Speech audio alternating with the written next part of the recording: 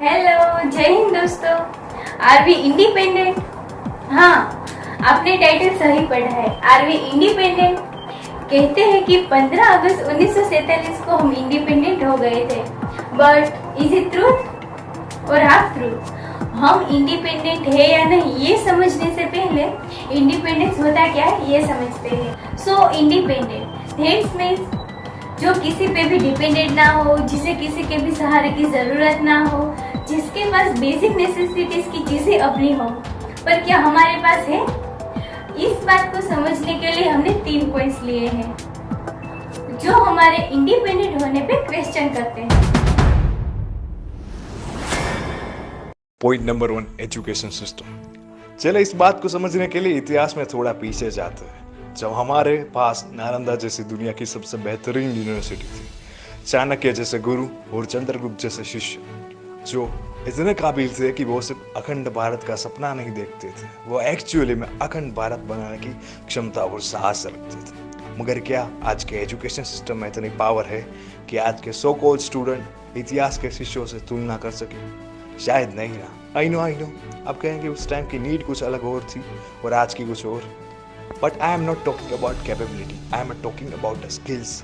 क्या आज के स्टूडेंट स्किलफुल है या just a scoreful? They are stuck in a rat race which have no sense. But Indian education system का ये हाल हुआ कैसे? अगर शॉर्ट में कहूँ तो लॉर्ड मैकॉले की वजह से। कौन है मैकॉले? ये वही है जिसने इंडिया में इंग्लिश एजुकेशन को स्टार्ट करवाया, क्योंकि उन्हें ऐसे वर्कर्स चाहिए थे जो इंग्लिश में बात कर सकें, जिनकी खुद की कोई यूनिकनेस ना हो, ना कोई अलग आइडेंटिटी हो, जो सिर्फ पैसे ले और कहा हुआ काम करते। That's it. और वही एजुकेशन सिस्टम अभी तक चला आ रहा है। तो क्या इस एजुकेशन सिस्टम को देख के हम कह सकते कि हम रियली इंडिपेंडेंट है किसी और के तौर तरीकों से? क्या हमारे पास इतना प्योर और रियल एजुकेशन सिस्टम है जो इंग्लिश स्पीकिंग लेबर नहीं, जो क्रिएटिव क्रिटिकल थिंकिंग करना चाहता हो?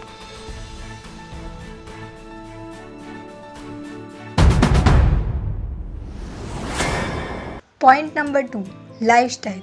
क्या आज की जो लाइफस्टाइल है वो एक्चुअल इंडियन लाइफस्टाइल है या western influence lifestyle?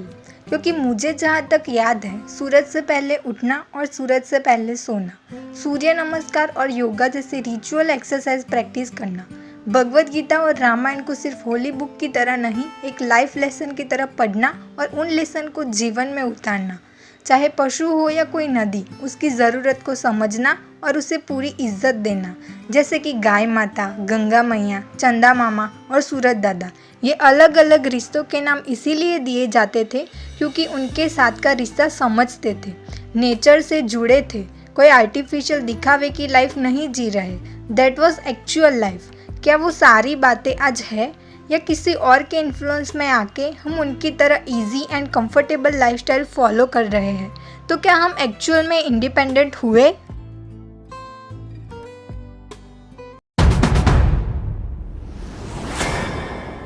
Point 3, products. क्या प्रोडक्ट्स ये भी हमारे इंडिपेंडेंट होने पे सवाल उठाते हैं? हाँ, बिल्कुल उठाते हैं। जब हम इंडिपेंडेंट की बात करते हैं तो सबसे फर्स्ट हमारे real Indian products, pure and स्वदेशी प्रोडक्ट की बात करते हैं।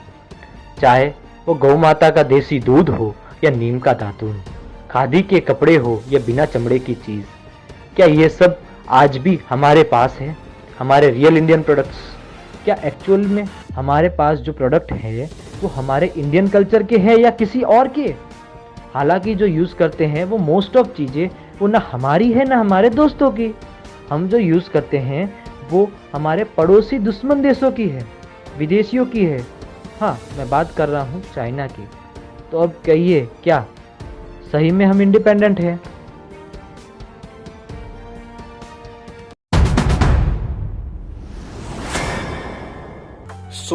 ये बात तो क्लियर है कि हम खुद को जितना इंडिपेंडेंट समझते हैं, हम उतने भी इंडिपेंडेंट नहीं हैं। मगर ये सब क्या है कि हम आपको छोटा या नेगेटिव फील करवाना नहीं चाहते थे। हम तो बस यही चाहते थे कि इस इंडिपेंडेंस डे को आप रियल इंडिपेंडेंट बनो। ऐसे ही हमें सोने की चिड़िया या विश्व गुरु नहीं कहते थे।